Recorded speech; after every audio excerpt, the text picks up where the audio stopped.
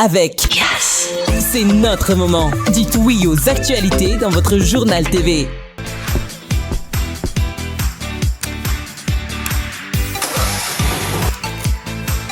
De beaux projets pour des budgets serrés. Batimax, le partenaire des bons plans. Batimax, la qualité au meilleur prix. Manulcianoni vaovao.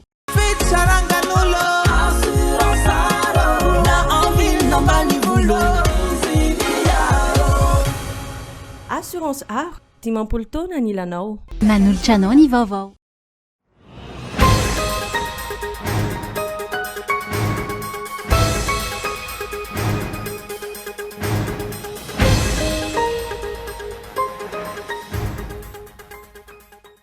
Miariary amin'izao fotoana ny fanavakavahana sy ny fisian'ny avaram-patana eo amin'ny fitantanana ny firenena sy ny fametrahan'ireo karazana foto-drafitrasa izay tsy lara-pamena ho an'ny vahoaka malagasy. Taratry ny faharefon'ny fitondrana rajoelona ny fifehezan'ireo rehetra tia hanao hetsika ny kalamanjana mandritra ny fotoana fandraisam-bahiny toy izao. Androany 15 Aogositra ny andro nampiakarana Masin'i Maria ny an-danitra na ny Assomption. Reny modely no asoavan'Andriamanitra manokana Masin'i Maria ka zava-dehibe ho an'ny mpino katolika ny fankalazana. Maty tsy radrano ilay tovovavy roa amin'ny 30 taona nisy nitifitra tao tsara rivotra Toamasina ny takarivany Alarobia lasa teo.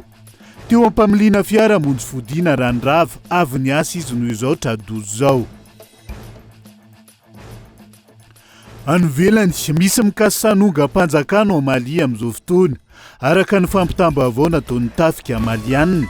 Ampana miaramila ho antoerina araka izany no efa voasambotra amin'izao fotoana izao ny antsiprian'izay.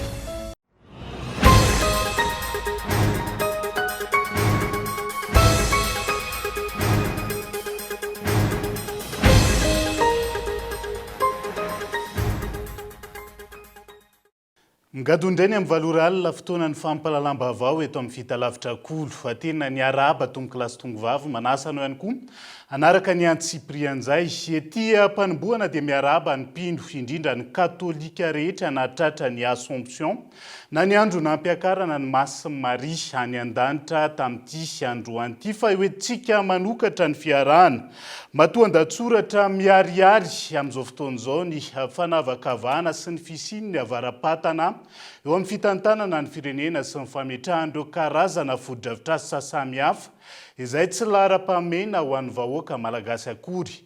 Ohatra akaiky amin'izany ny fanomezana fahazon-dalan'ireo ampahan'olona afaka miroso amin'ny fanotovan-tany sy ny asa fanorenana ka ny hafa enjehana sy saziana avy hatrany ranotsikaritra amin'izao fotoana izao matoan-datsoratra. Mampametra-panontaniana ny maro hatrany ny fomba fiasan'ny mpitondra sy ireo mpombazy amin'izao fotoana raha tsy resaka afa-tsy ny fanorenana sy ny fanotovan-tany eto Antananarivo renivohitra sy ny manodidina. Rehefa iza ny mahazo alalana, rehefa iza dia sakanana, saziana sy asaina mandohonitra raha tratra manao izany. Rehefa mpanambola sy ireo mahita lalana ambanin'ny tany ve no mandika lalàna, mangina ary mitazapotsiny ny mpitondra fanjakana sy ireo tompon'andraikitra. Inona no mitranga raha toa ka olo-tsotra iray manana tany foloara no manototra ny taniny sy ny rano mifanila amin'io tanin'io. Tsy maintsy misy ny fiaraha-miasa sy ny fifanarahana miafina amin'ireo tompon'andraikitra manoloana ireo fanotofana tany sy ny fanorenana tsy ara-dalàna ireo. Araka ny lalàna, ny PUD na ny plan d'urbanisme directeur no mamaritra sy mamantatra ireo toerana azo totofana na tsy. Raha tafiditra anatin'ny tany azo totofana, araka ny voalaza ao anatin'ny PUD io, miroso amin'ny fangatahana ka ny ben'ny tanàna amin'izay komina voakasika no andefasana ny fahazon-dalana ho an'ny fanotofa-tany. Aorian'izay, miroso manao fanadiadina ny komisiona manokana amin'izany izany. Rehefa vita ny fanadiadina sy ny fitsirihana ifotony ataon'izy ireo, averina any amin'ny ben'ny tanàna ka ity farany no manomena tsi ny fahazon-dalana anotitra ny toerana nanaovana fitsirihana. Amin'ireo komuna misy 720 tafiditra ao anatin'ny faritra iadidiny Apipa, tsy misy fanomezan-dalana avy amin'ny komuna saingy maro ireo miroso amin'ny fanotofa-tany. Voalaza anatin'izany fa nahazo alalana manokana avy amina mpitondra fanjakana izay avoaka amin'ny alalan'ny filan-kevitry ny minisitra. Misy ary maro amin'ireo fanotofana sy fanorenana no lazaina fa tetikasa ny fiadidinan'ny Repoblika. Rehefa tao nefa ny fanamarinana, araka ny zava-mitranga iarahan'ny rehetra mahita ihany koa, olo-tokana nampandra iray no tompon'izany fa tsy ny fiadidina ny repoblika akory. Misy ary maro ny manaraotra izany, saingy tsy misy ny fanaramaso, tsy misy fanazaziana, na misy ihany fa kobaka isasahana ka izay kontiny no vidiny. Raha ny lalàna ihany koa miampy ireo fepetra-takiana samihafa, tsy maintsy angatana fahazondalana avokoa ny asa fanotofatany ka izay natao. Misy atota taratasy 3 ilaina amin'izany: fahazondalana hanototra na permis de remblai, fahazondalana angady ny tany hoentina anotorana na ny permis de déblai, ary ny fahazondalana hitatitra ireny tany ireny na ny permis de transport. Misy izany ve ireny voalaza fa tetikasa ny filohan'ny repoblika ireny? Misy ve ny fahazondalana omen'ny commune voakasika azy ireny? Samy matetikasa ny fiadidinan'ny repoblika azy dia afaka mandeha amin'izay mahafaly ny tompona andraikitra. Ka na io toerana tsy azo totofana na io toerana tsy azo anorenana dia totofana sy anorenana avokoa. Ny zava-misy aloha dia ny fitaka sy ny lainga no miasa amin'ireny sehatra ireny, ka lazaina fa tetikasa ny fiadidinan'ny repoblika, saingy misy ny fanararaotana ao anatin'izany. Lainga sy fitaka no miparitaka amin'izao fotoana. Izao indray aza fanahinina aparitaka ny zava-misy manoloana ny kianja Barea. Hatreto nefa tsy marina ny vaovao miparitaka amin'ny tambazotra terasera, milaza fa nahazo homologation ny kianja Barea araka ny angom-baovao ny tanterahana teo anivon'ny CAF sy ny FMF. Tsao miely ihany koa ary vaovao diso no misy manaparitaka momba izany kategoria 2 izany raha ny fampitam-baovao hatrany. Eo anatrehan'izany rehetra izany mila mailo ny isam-batan'olona ary mila entitra amin'ny fanaraha-maso sy ny fandraisana fepetra ihany koa. Matoan-datsoratra izay fa vaovao mikasika ny fandraisantsika ny fionana tapon'ny SADC amin'izao fotoana izao. Taratry ny faharefon'ny fitondrana rajoelina ny fifehezan'ireo rehetra tianao hetsika ankalamanjana mandritra ny fotoana fandraisam-bahiny toy izao: fandraisana fepetra, fandragarangana sazo no ataon'ny prefektora n'Antananarivo izay manosoosy ny demokrasia sy ny tanitandalana eto amin'ny firenena amin'izao fotoana izao. Nasaina no mitaritra ny Antsiprian'izay. Tsy any amin'ny tany miady akory ka ahina isy fanafiana no antom-pisin'ireto mpitandro filaminana mameno ny kion-dalana sy ny arabe eto Antananarivo efa ho tapa-bolana mahery zao fa isoroana sao misy mivorivory anao fihetsiketsehana. Arahana manokana amin'izany ireo mpianatra eo anivon'ny ambaratonga ambony toy ny ENS, ny syndicat ary ny mpanao politika sao mikasa ilanja sorobaventy na anao hetsika eo anatrehan'ny vahiny tonga eto amintsika. Fitondrana tsy tandalana, tsy mahazaka demokrasia no misy eto raha ny faneho-kevitra.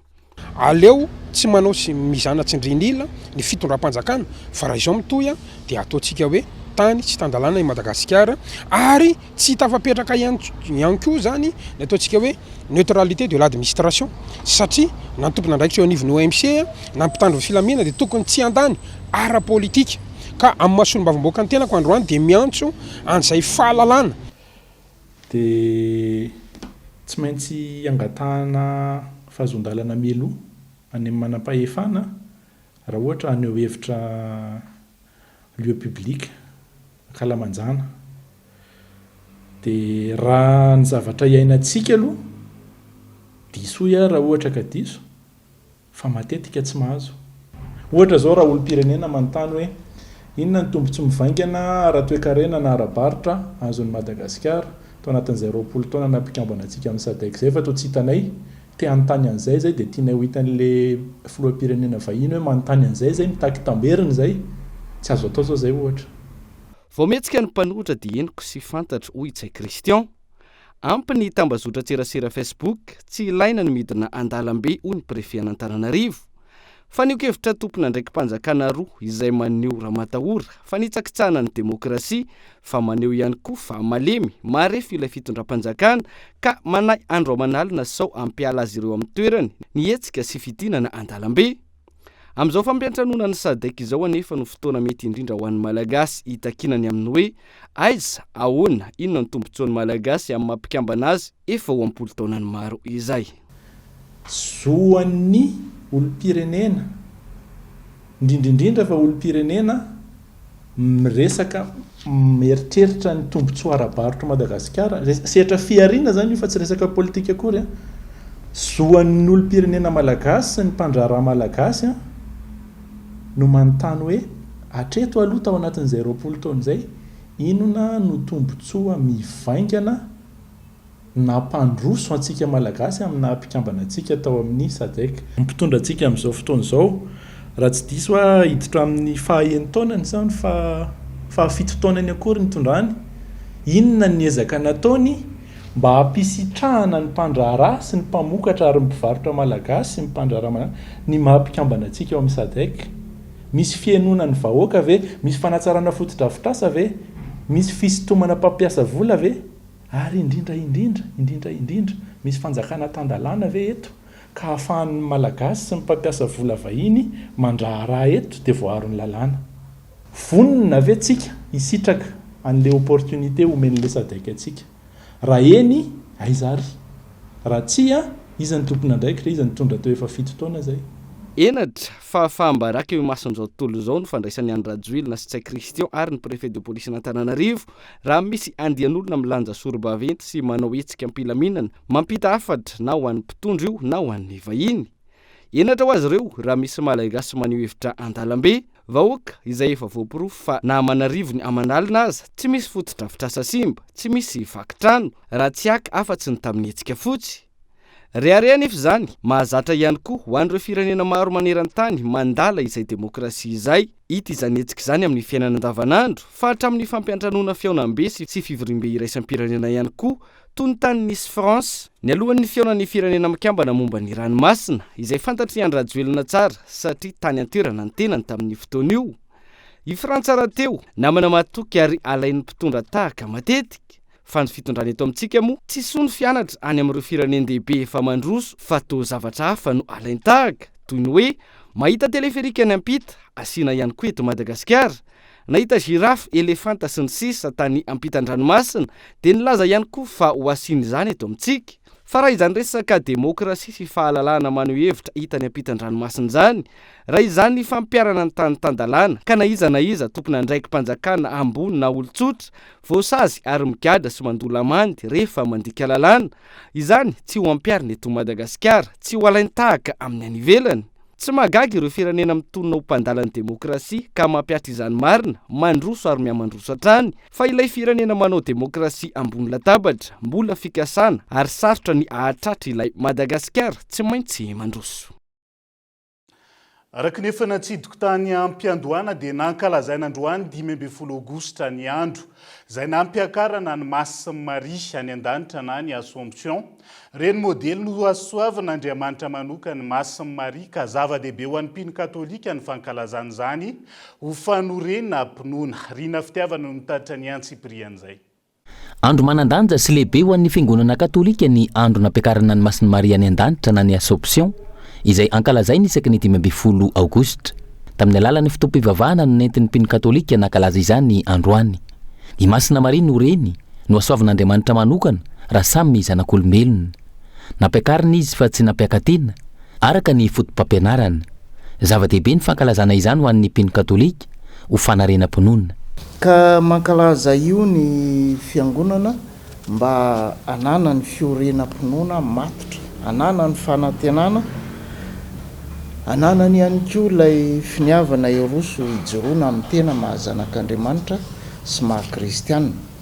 Ka ao ambaran'ny prefasan'ny fiangonana androany fa hoe satria nakarina any an-danitra ankehitriny ilay Virjiny Masina, miteraka an'Andriamanitra ho santatra sady tandindin'ny Eglizia iorona ary ny fanantenana sy ny fialana alahelo mahatoky ho anay vahoaka amin'ny vahiny etỳ an-tany.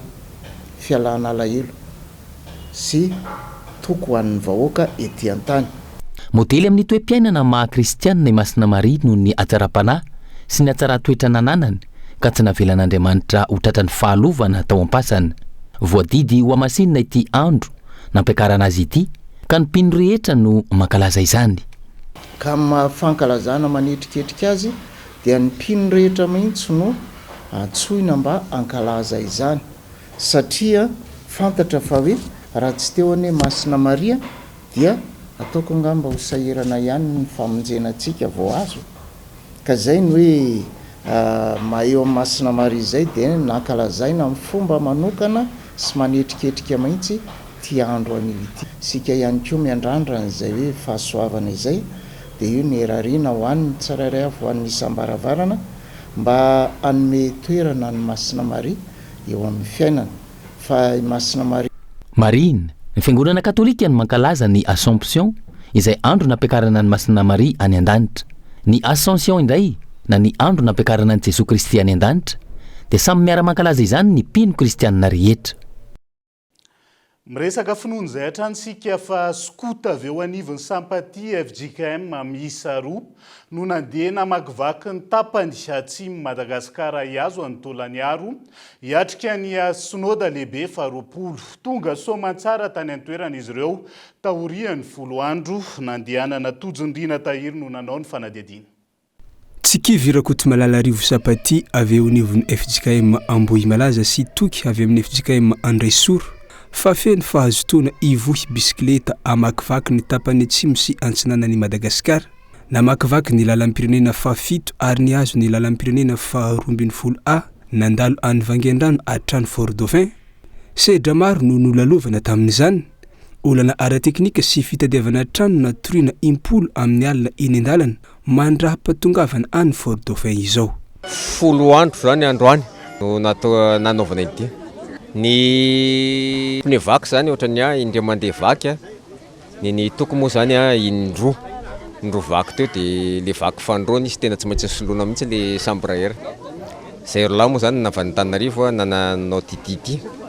Ny Sampaty dia sampana anankiray ao anatin'ny fiangonana FJKM dia ny sampana rehetra zany tsy misy hetsika amin'ity taona ity fa ny hetsiky ny FJKM maneo ambonanay rehetra. Dia izay ny antony anankiray nosikanay ho aty Fort Dauphin.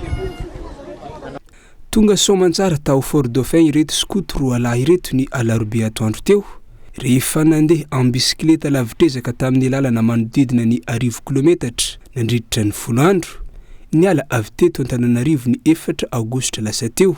Izy ireo izay anatrika Synoda lehibe ny FJKM raha ny fanazavana. Eo Vangaindrano zany azo andehanana tsara amin'ny tôbila. Dia Vangaindrano makaty amin'ny baka fa 4. Eo zany somary tena ratsy be ny lalana eo. Baka fa 4 avany Vangaindrano io zany. Eo ny tena ratsy ny lalana. Vontomponoana izy mirahalahy reto ary manaprofo ny finoana ananan'izay izao zava-bitany izao. Nilaza ny mbola andeha bisikileta izy ireo rehefa miverina saingy tsy iray manontolo tahaka ny teo aloha fa amin'ny ampahany. Isan'ny mampitarain'ireo mpitatitra sy ireo mpampiasa ny lalam-pirenena fahafito ao Antsirabe amin'izao fotoana ny faratsin-dalana sy ny fiparitahan'ny vovoka izay miteraka tsy fahasalamana ho an'ireo mponina any an-toerana ihany koa sy mba ny fiara ary miteraka faty antoka ho an'ireo mpitatitra raha ny fanadihadiana. Ny saran-dalana mampitohy any Antsirabe sy Antananarivo renivohitra ao amin'ny tobim-piantsona ny Vatofotsy Antsirabe izay tafiakatra 2 alina ariary manoloan'izay andrindrina Randriamiarisokolo Antsirabe. Volana maromaro izay no ilazany fitondram-panjakana fa anboan'ny asa fanamboarana ity lalam-pirenena fahafito ity izay mandalo eto amin'ny renivohitra ny Fatra Vakinakaratra ary mampitohy azy amin'ireo faritra hafa eto Madagasikara. Nandritra izay fotoana maromaro izay nefa dia tsy tamarina izay tena fanamboarana natao fa fitrongisana ireo lalana simba no efa nisy dia navela teo. Ka izany indrindra no mampitarain'ireo mpitatitra sy ireo mpampiasa ity lalam-pirenena fahafito ity no ny firongatry ny vovoka ka teraka tsy fahasalamana ho an'ireo vahoaka ary eo amin'ny lafin'ny fitaterana dia mahatonga ny faty antoka tanteraka izany ho an'ireo mpitatitra no ny fahasimban'ny fiara raha ny fanadihadiana natao.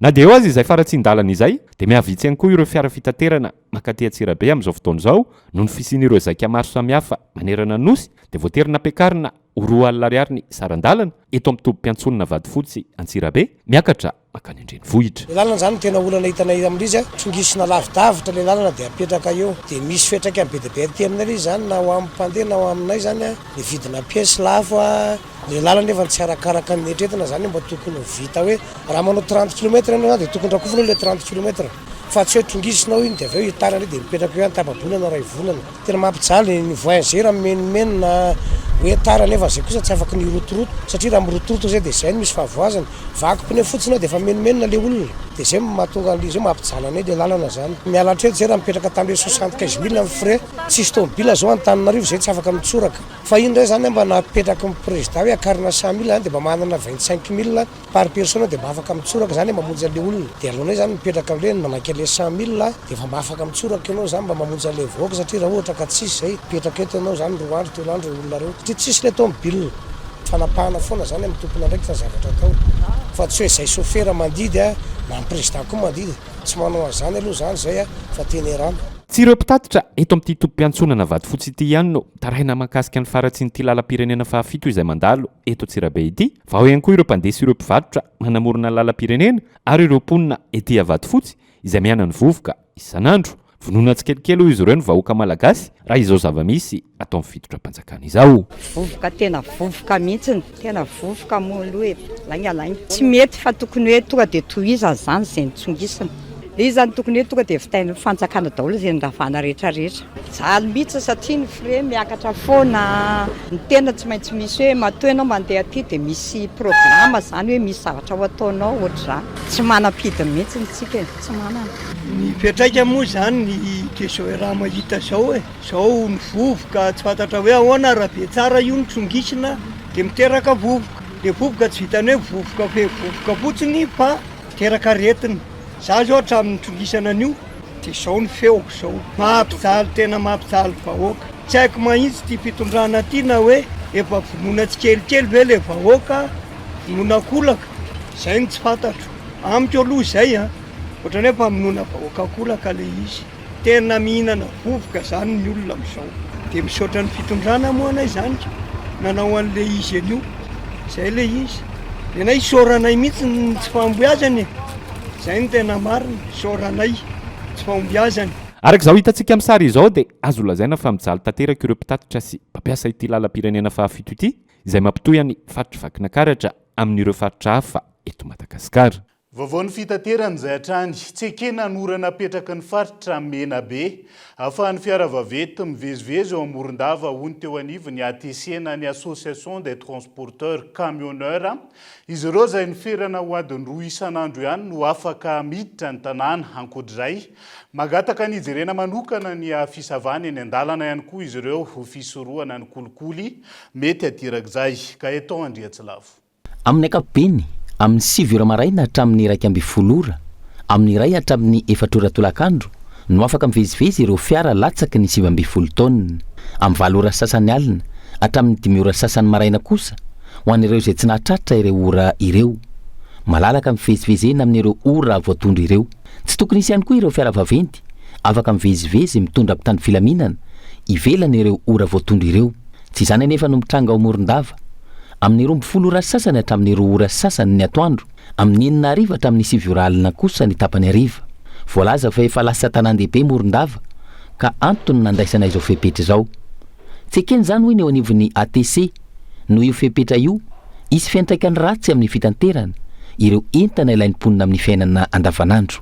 Rehefa resaka transport no resahana dia mba misy zany atao hoe ministère ny transport dia manantona ministère ny transport izy a ministère ny transport manana an'ireo ratsa mangaika zay hoe mandrafitra n'izany atao hoe ministère ny transport zany zay mpikambana ao anaty camion dia ao anatiny fantatry ny ministère tsara numéro anay ary ministère rehefa hanapa-kevitra dia mampivory anay zay ny atao hoe vondrona vokon'olona ifotony amin'ny resaka fitaterana ahafahana manamboatra lalàna hifampifehezana. Fa ity zany ohatrany hoe tsy haiko na nanofo tany ambony avy eo izy na tany anaty V8 tany tsy fantako dia tonga dia mamoaka an'ity note ity dia za zany miangavy anazy hoe jereo dia andao ifampiresaka inona ny maromaro tsiraisana raha hoe lehibe ny tanàna dia izao ny zavatra atao lazay ny projet rehetrarehetra. Za nge vao nakiteny isaky misy lalana vita ao Morondava dia atao inona moa monsieur le lalana fa isaky misy lalana vita ao Morondava dia asiana mpanoana 15 taona nefa lalana fandehanany camion. Ankoatra ora fafana miditra sy mivoaka ny Morondava io tokony ho jerena ihany koa izay tena voalazan'ny lalàna momba ireo entana mivezivezy miteraka kolikoly eny amin'ny lalana ny tsy fahafantarana mazava izany indrindra ho an'ireo mpanara-maso sy ny mpitandro filaminana. Marchandise général tompoko azavaina aminareo mpitandro filaminana izay manao an'ity karazana abus de pouvoir eny an-dalana ity dia entam-barotra dia azon'ny camion hoentina daholo amin'ny alalan'ny taratasy izay navoaka tany iny zany efa tamin'ny 1960 zany lalàna zany ka na ohatra ka pozina raha ny hoentina eo asija dia azonay hoentina afa-tsy ny entana voarara ihany toy ny hoe paragasy ny tokagasy ny boîte rose sy ny azo saripity rehetrarehetra dia io nefa ny any no miteraka olana eny a lasa misy miteraka corruption dia misitona laklosy a zany eo anatrehany lehibe mpitandro filaminana eran'ny Madagasikara hoe jereo kely zay a dia mila alamina kely satria mitady hiteraka fikorotanana ty aminay mpitady sasam'le izy. Efa nisy ny fampiresahana amin'ny tompona andraikitra manoloana ity tranga ity ka andrasana ny valiny raha ny fanazavana. Zava-dehibe amin'ny fandrindrana ny fitaterana eto amintsika, ny fanarahana izay voalazan'ny lalàna, ny fampiresahana amin'ny vantana amin'ireo mpisehatra mialohan'ny andraisana fepetra. Iazo ny toamasina vetivetsika ao anatin'ity tranga mpiara-monina manaraka ity. Teo ampamiliana fiara monjy fodiana Randrava avy niasa no nisy ny tifitra teo amin'ny tenda ny Randrianjatovo sy Zazabosia tovavy 12 taona ka maty Tsitradrano tao tsara rivotra ny takariva ny Alarobia 13 Aogositra lasa teo. 500 metatra tsy hatongavana ny toeram-ponenany no nisehony zay fitoviran'izay. Ndao raha antsika ny fanadihadiana.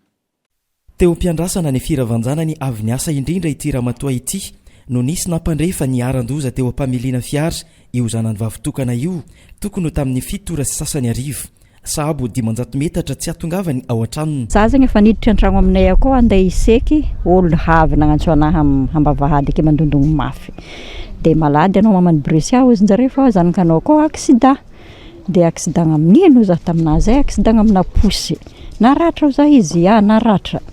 Efa takegny zegny za ro tsy posina voananjy zegny nombe aksidagna tamina posy zegny za izy ko naratra eo za. Posy zegny ka nefa izy zegny efa maty tsy sanjare volagny aminahy. De za take zegny naina agnaty tonga takegny za tonga te za hanako izy efa maty efa tsisy hegny. Nitsehiky nagnan'igny izy efa mihodigny aby. Rafa mijaveky avaketo izy nitifirinjare de raha efa mipariaka aminay ananjy jiaby efa feno raha. Karaha araiky foagna izy fa izy niboaka avy tato. Niboaka avy tambady. Tomobily tsisy simba tomobily. Telefony raha le ampiasagna anjare igny very.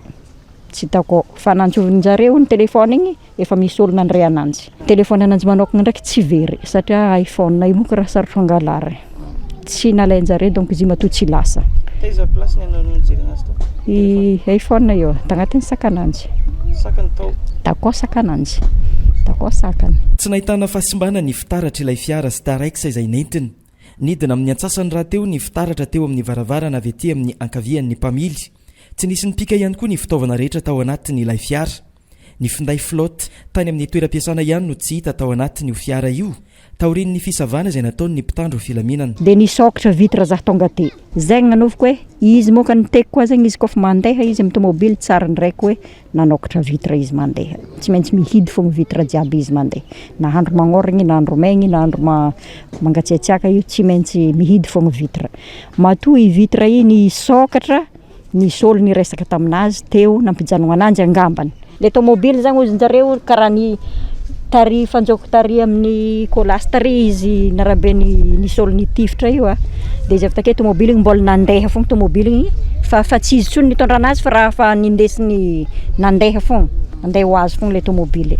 Nisy posy ary take talohany take nijanona de vafaroko ny tomobily. De potika be takeo. Tegna malahelo zahay hoe, tegna malahelo za amin'ny zanako.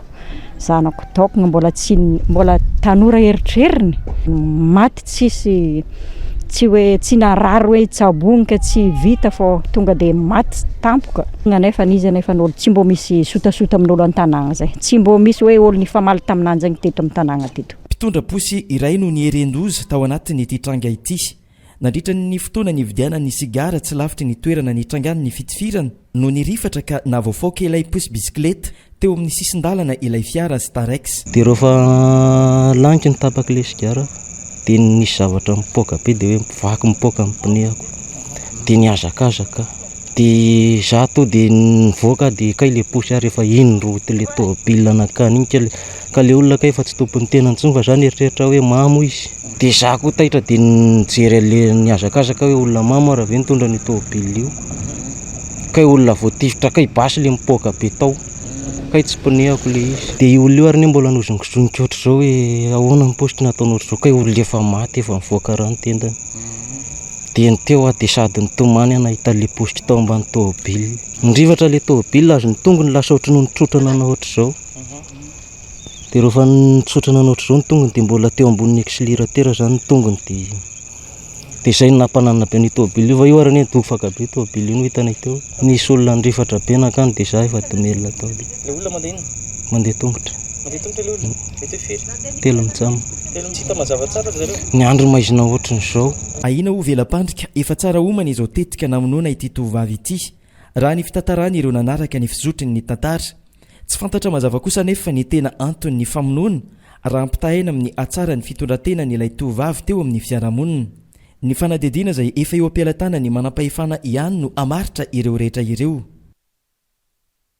lafomba vao hafa vetivety misedra fa tiantoka noho ny fiaina mpanjifa ny akamaroany ireo mpanao asa tanana vita avy amin'ny hazo sy vato eto amintsika amin'izao fotoana izao antony saika miondrana amin'ny vatana avokoa ny akamaroany ireo akora fototra eto amintsika voafetra ihany koa ny entana azo entiny ireo vahiny mivoaka ny firenena ireo vahiny izay isany manjifa betsaka ny vokatra ireo mpanao asa tanana malagasy Daniela Minoarsoa no mitatitra ny antsiprian'izay misedra olana noho ny tsy fampiny akora fototra amin'izao fotoana ny akamaroany ireo mpanao asa tanana etsy amin'ny ara malagasy Rotodig.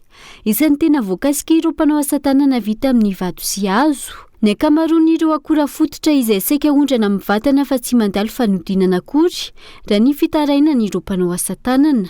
Ny akora fototra zany zao lasa miaina amin'ny tsy fisina amin'ny mpanao asa tanana satria ny akora fototra rehetra dia lasa miondrana brut dia lasa le zavatra ratsy kalitao sisa no ampiasain'ny mpanao asa tanana nefa tsika miezaka ny anana zavatra tsara ho araty eto Madagasikara ka manao antsoavo amin'ny ministeran'ny rano sy ny ala satria ao no tena fototry ny matière première ny hazo ny rafia ny resaka végétal rehetra any amin'ny resaka ala ka manao antsoavo zay mba tsy hanao andranana brutany tsony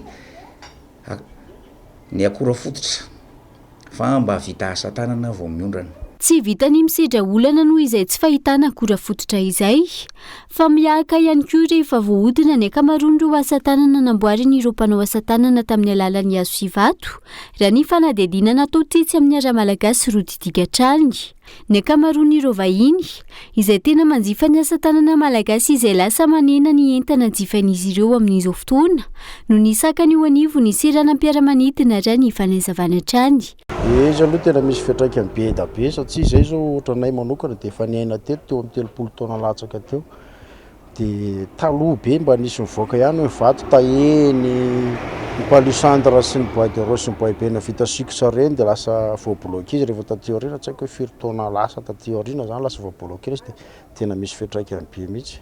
Misy fiantraikany be satria na misalasala be le touriste zany be da be zao ny touriste tonga eto Madagasikara fa na ny zavatra hovidiana ary dia sahirana be izy miaya be mahitsy izy dia misy izy tena tsy mividy mihitsy satria hoe zahatany dia tena mizahatany arabaky tena mihitsy fa tsisy nenina afaka hoentiny indraindray indrindra fa resaka vato sy ireo hazo io zany. Zareo ambony ihany moa no mamefimefy an'le izy eo zany dia efa misy miteny mihitsy hoe izay mividy an'izao dia voabloqué ao vato dia tsy hita zao anaovana anazy. Dia nefa ty tena efa fivelomanay zao toy ny resaka vato resaka sarosaro sikotra reny dia tsy hita zao atao. Tsy mandeha tsena raha miteny anao hoe misy touriste betsabe tena misy touriste betsabe dia eto aminay zao tena be da be touriste fa zay fidividiny le zavatra ohatra hoe resaka lamba zavatra vita amin'ny hoditra sy ny rofia reny zany mandeha fa ianao raha miaina amin'ny resaka vato ohatran'izao dia tsy.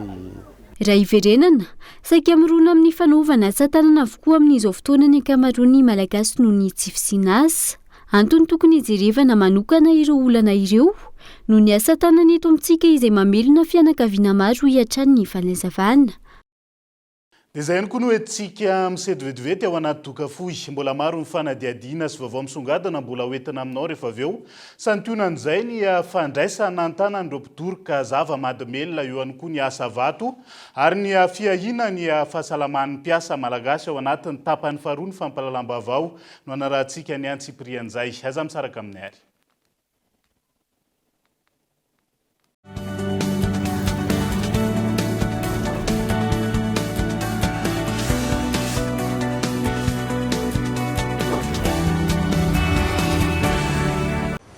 Pour une carrosserie parfaite, optez pour El Mondes, la marque professionnelle de peinture automobile. Le mastic corrige les imperfections. La peinture garantit une tenue durable. Le vernis illumine et démarque votre voiture. Certifié et disponible auprès de vos points de vente habituels, El Mondes assure un résultat exceptionnel. Faites confiance à El Mondes.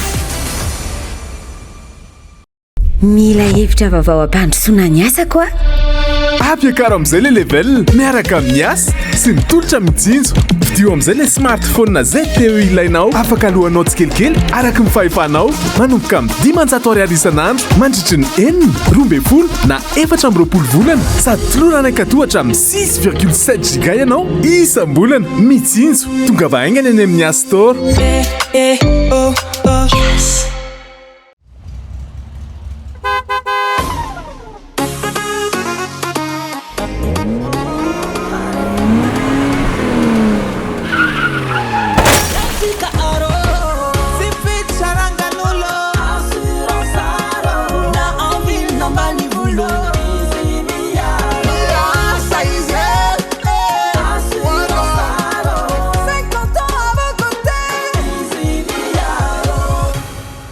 Assurance Art, dimampolo taona ny ilanao.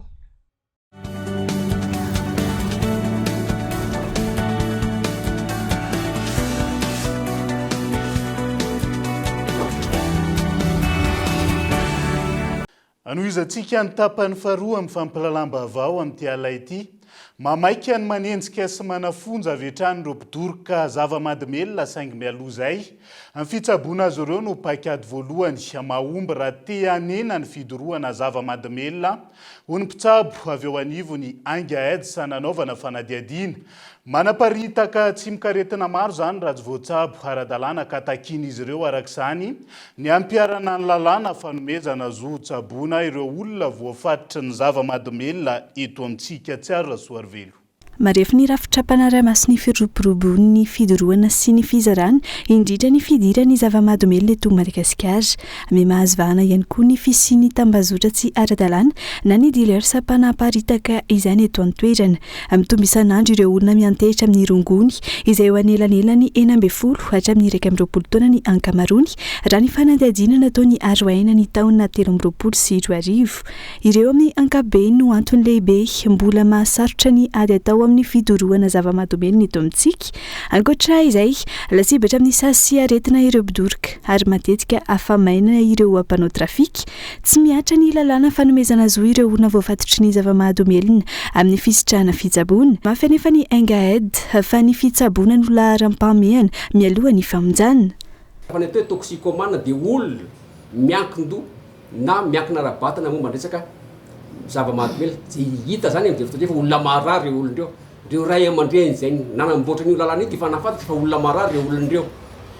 Faharoa, ny ao anatin'io lalàna io ihany dia misy article 116 zay angatahanay ary efa takiana ombenombeno anatin'izany tokony mbo ao avoako anatin'iny dia ny article 116 zay milaza ihany koa fa tokony misy atao hoe injection thérapeutique na hoe ireo olon'ireo dia mananjo ho tsabony.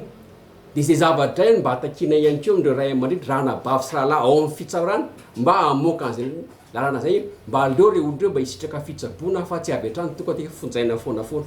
Dia mba tokony miantso foanafoana tokony araka hiditra latabatra boribory no resaka misy dialogue mba hisin'ny entina ahafahana manatsara ny ady amin'ny resaka fidorohana zava-mahadomelona eto Madagasikara.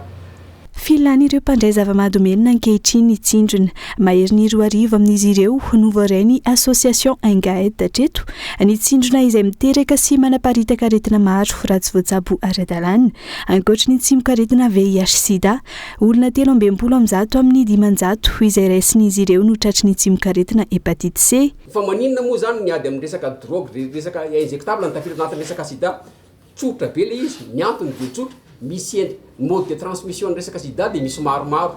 Anisan'ireny ny rà ao dia le raha io na le famezana raha direkta misy ohatra ny sanatry avy zany eny amin'ny hôpitaly na ihany koa ilay fampiasana fitaovana maloto seraingy ohatra nanotaka zany dia misy olona voan'ny sida na misy hepatite dia avy eo misy maloto iny dia nampiasainao sanatry avy zany dia maminanao resaka tsy mikaretina sida na ny hepatite.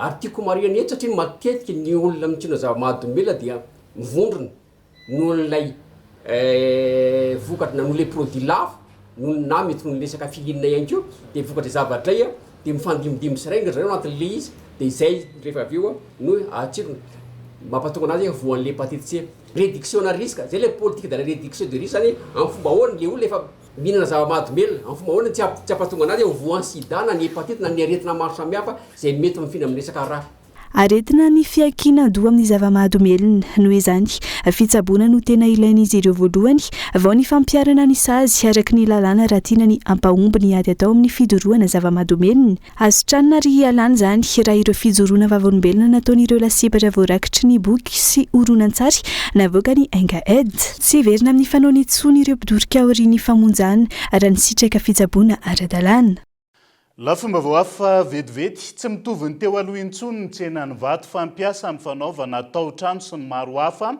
raha ny tsikaritra amin'izao fotoana izao ireo mpisehatra ny asa famakina vato sy ny manodidina azy izay voasokajy ho isan'ireo asa mafy kanefa kely karama ary tsy maintsy atao hamelomana ny ankohonana ireo mpisehatra nanaovana fanadiadiana Kabin Loa no mitatitra ny antsiprian'izay mpamakina pikapoka ary mpivarotra vato tao anaty 570 taona i Robert monina ao Ambohimaity sy commune Ambohimangakely district n'Antananarivo Avaradrano hatramin'izao dia tsy mbola manana eritreritra hiala amin'io asa io ny tenany ndoako voalohany teto zany dia kininina ny teto nanaovako fangatahana tao anivon'ny commune zany dia nasoritra ny kininina zany dia afaka ny kininina zany dia namboamboatra zany toerana dia hatramin'izao aloha za zany mbola mipetraka eto misy hafa zany na hoe nitady asa hafa zany fa nanomboka hatramin'izay 2010 zay zany dia io vato zany no mba namelomako amin'ny vady aman-janako zany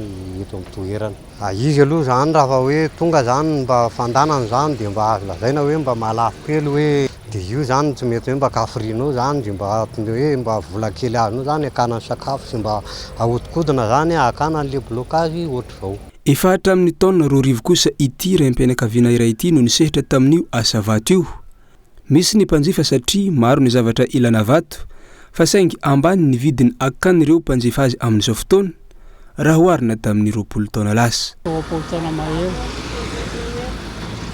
mavelona ihany izy aloha kapobeany mahavakavaka amin'ny fahasaranana midiny mora dia mora tokoa ny anay satria notinaovandahantse zao dia tsisy tena mahitsy ny olona vitan'io zany ao manao beto ao manao balista misy atramin'ny maloha apaka manatona nareo vidy fa zay eto foana tady amidinay miravo dia miravina ny zavatra io zany ampidinina ny akaria dia mba ampidinina ny tômôbily eto tao anaty izay fotoana naharitra izay dia ny fanajana mpanjifa sy ny fitiavana asa ary ihany koa ny fanarahana fandaminana ataony teo anivon'ny fokontany sy ny commune no tsy ambaratelo nampateza asa hoy i Robert zay zany raha mipiraka eto amin'ity toerana ity zany dia mandoa patate mandoa dike ao anivon'ny commune zany mandoa dike 500 isan'andro zay ao an'ny commune zany fa ny faninanana zany satria tsy mety misy zany ny fampirisahana amin'ny commune hoe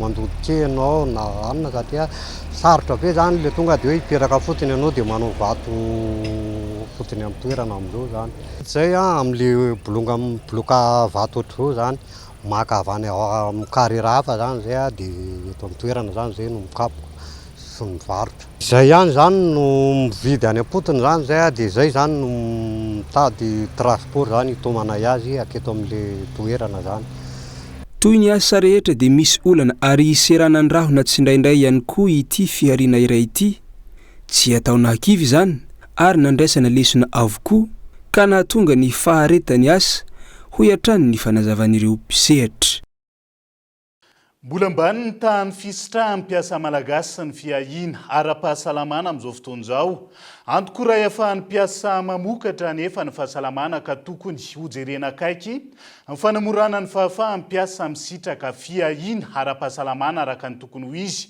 ho ny teo anivo ny fikambanana AFS tamin'ity andro an'ity rina fitiavana latsaky ny 100 ny tany fisitrahany mpiasa malagasy ny fiahina ara-pahasalamana amin'izao fotoana raha ny tarimarika nomeny teo anivon'ny ministera ny fahasalamam-bahoaka azo ambatra fa mbola ambany dia ambany izany noho ireo olona maro lafy sedreny ny mpiasa malagasy ankehitriny.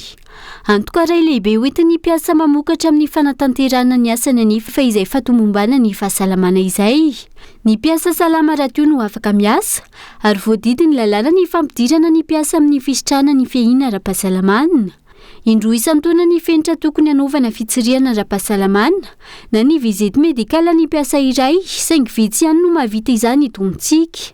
Adidin'ny fanjakana misy ny ministerany misahana an'izany ao ny ministerany asa ao koa ny ministerany fahasalamana manentana mandrakariva ny mpampiasa apiditra ny mpiara-miasa aminy amin'ireny SMIE ireny. Raha isan-jato ho an'ny mpiasa dia 500 ho an'ny mpampiasa. Ny olana sy ny sakana misy lalàna mifehy le SMIE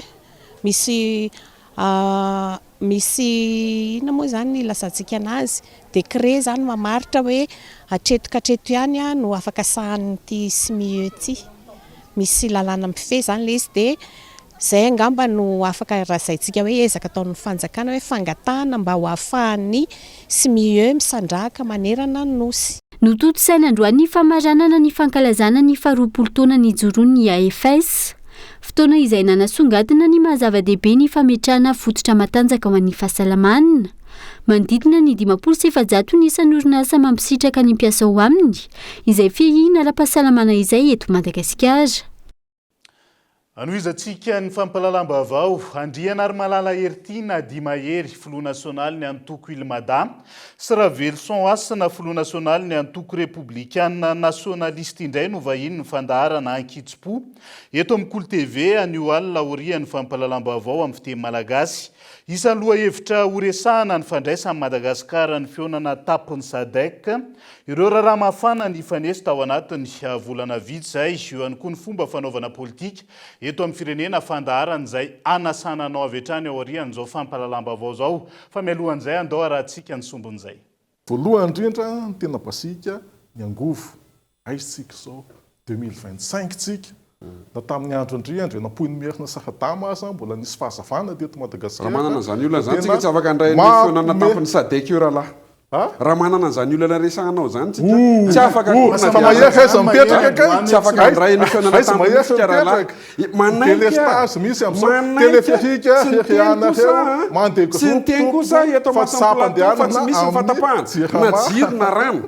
Fa misy ezaka atao ezaka enina nareo manko irairainareo le izy n'importe quoi aussi izy ianao fa ezaka mpampianatra ambaninareo misy langaza nampiasain'ny mpitondrateny iny raha nihaino tsara itsika ary ohatrany hoe destiné amina département anankiray ny fahalalako an'iny sy ny fiainoko azy. Fa ireto moa zany raha vao mahita teboka raha ny aty ivela sy zay mahatonga le filoham-pirenena miteny foana ko mpitondra teny aza andraso aloha mpitondra teny na filohana chaque mot EPC 1000 fois avant d'être prononcé. Za tsy mino ny titre no mpitondra teny ny filoha fa rehefa manao valandresaka izy na mampanao gazety na ho aniza tsy voatery na mpitondray ny filoha teny ndraso kosa aloha misy zavatra samihafa zany. Lafomba vao hafa kosa indray malaina indray vahiny ny ankamaroany ireo tokantrano eto Andrenivohitra noho ny fahasahiranana sy ny adidy samihafa amin'izao fotoana izao. Tsapa omian-danja vokadray ny kolontsain'ny fihavanana sy ny firaisan-kina ary ilay fomba fiteny manao hoe izay mahavangivangy tiakavana ireo olom-pirenena nanaovana fanadihadiana tamin'ity andro an'ity. Daniela Minorso. Raha toka ankafaliana sy amitiavana fahiny andraisana vahiny ao an-tokantrano, ny ovy izany amin'izao fotoana no ny fahasahiranana sy ny adidy tsy maintsy anjaina ao an-tokantrano. Taloha zay raha manana arivo mahavita dia zavatra be da be mihitsy. Fa amin'izao fotoana raha manana arivo zavakely roy ny ara dia malany arivo. Io aloha arakarany io arakarakanao ihany io. Taloha aloha ny olona tsy malaina mihitsy mandray vahiny. Fa amin'izao fotoana tsy izy. Karaha mampatoka faravolana zavatra lankontika. Ka rehefa hitanao kosa ve ohatra hoe tsy fanana an'ilay olona dia ianao ve dia mbola handeha ho any indray. Rehefa hita le tsy fanana an'ilay olona ve dia ianao mbola hijanona firy andro amin'ilay olona indray. Fa tsy mba hoe andao nga vimbona kely dia mba 3 andro tsika no hanina sahala amin'izany. raha mahita daholo iny le fiainan'le olona amin'izao fotoana tena raha mahita mihitsy fa tena mijaly mahitsiny satria le karama tsy ampohanina mpatonga ny farany volana mihitsiny plus raha mbola mampiana-jaza le ankizy tena mijaly mihitsiny. Ny ankamaroan'ireo fianakaviana sahirana izay voatery mampilaza mialoha ny tsy fisiana sy ny fahasahiranana iainan'izy ireo amin'ireo olona tonga mivahiny ao aminy raha ny fanadihadiana natao. Eny za aloha misy vahiny fa tsy dia hoe mijanona ela be ilay izy ohatra hoe 3 andro iny ihany izy no na herinandro dia ka eo amin'ilay fahasahiranana mihitsy eo amin'ilay fahasahiranana izany. Dia raha ohatra anay manokana ohatra hoe izay izao mampiditra mpianatra nefa izay izao ohatra hoe ao aminay izao misy vahiny dia miteny an-dry zareo izany hoe zaho tsy dia afaka midepansanareo loatra ny tena marina fa za hitanareo fahasahiranako za mampiditra mpianatra za koa moa miady rery eo fiainako izany ny tena marina raha ty nidadan'ireo zanako ireo ny anahy efa maty ny zanako 4 izy izay dia ohatraohatra izay ilay izy. Ankilany tsy tokony hijanon'ila ao an-tranon'olona raha tsy hoe mitondra vatsy ny mpivahiny ho hiatrany ny fanazavana tsy tokony fanomezan-tsiny izany iarahan'ny rehetra mahalala ny fahasahiranana mianjady amin'ny tsirairay ankehitriny. Fiainana aloha mienjany tia fa raha mahita amin'izay sy maro raha misy moa ny azo roso dia mandroso eo amin'ilay sakafo izany fa rehefa tsisy moa dia atao ahoana moa izany. Raha tsisy ny aroso moa izany tsy hitako izany dia azo ohatran'ny hoe mamorona ny tsy misy mihitsy ve izy eo ny tena izy moa izany dia anao tsy afaka ny amorona ny tsy misy fa dia efa izay hoe ny fampizarana moa izany rehefa hoe hanina. Iny kosa aloha angamba le fihavanana angamba malagasy iny tsy maintsy hoe eo foana iny tsy maintsy hoe fampihaona foana izany fa eo amin'ilay sakafo no ohatrany hoe raha hita moa izao ohatrany hoe mahasarota le eo amin'ilay sakafo aloha amin'ilay fiainana io amin'izao. Tokony tsy fanomezan-tsiny raha ohatrana manokana zao aloha zao na mivahiny an-tranon'olona dia ohatrany tsy dia te hijanona ela mihitsy zany amin'ilay ohatra hoe alohan'ny sakafoanan'ilay olona ianao zany dia efa mba tokony mba hoe mandeha zany ohatra fa tsy maintsy mipetraka amin'ilay toerako ihany mantsy ilay toeran'ilay olona aloha. Raha izay zava-misy izay mihamitontongana hatrany ny farim-piainan'ny vahoaka malagasy amin'izao fotoana miendanja ny kolontsain'ny fihavanana ny firaisankina sy ny maro hafa noho izay tsy fisiana sy fahasahiranana iainany tsirairay izay mihafoana tsy kelikely ihany koa ilay fomba fiteny manao hoe izay mahavangivangy tian-kavana. Dia izay ihany koa no entsika manakatona ny fampalalam-baovao any androany azadimy rehefa avy eo ny fandaharana ankitsipo iarahana amin'Andriamatoa Andrianarimalala Eritiana fantatry ny rehetra amin'ny hoe mahery filohany antoko Ilmada sy Andriamatoa Ravelson Asana filoha nasionaly ny antoko repoblikanina eto Madagasikara fandaharana izay iresahana aloha hevitra maro anasananao avy hatrany aorian'izao fampalalam-baovao izao. Marepitafa ho manaraka indray tombo kilasy tongo vavy veloma tompoko.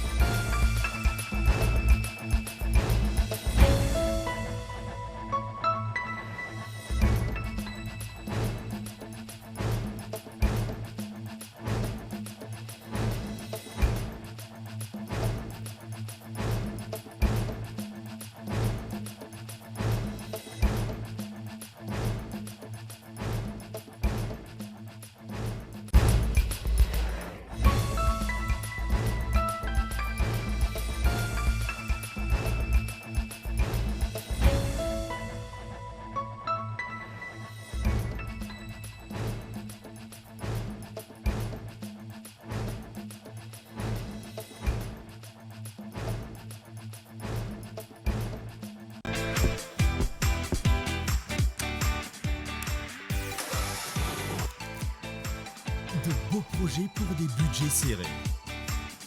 Batimax, le partenaire des bons plans. Batimax, la qualité au meilleur prix. Vous a présenté Nivava.